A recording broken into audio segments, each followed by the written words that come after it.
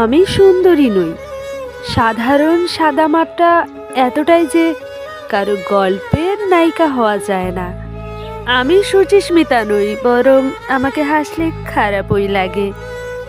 আমি সুবক্তা নই, পরিমিত আলাপ মেপে কথা বলা আমার দ্বারা হয় না।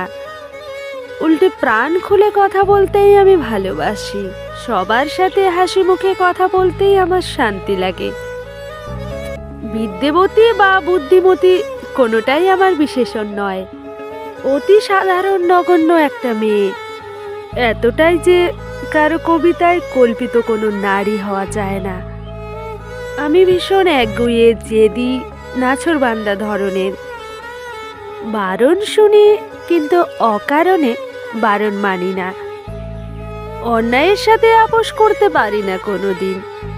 কথায় কথায় চোখে জল আসে ঠিকই,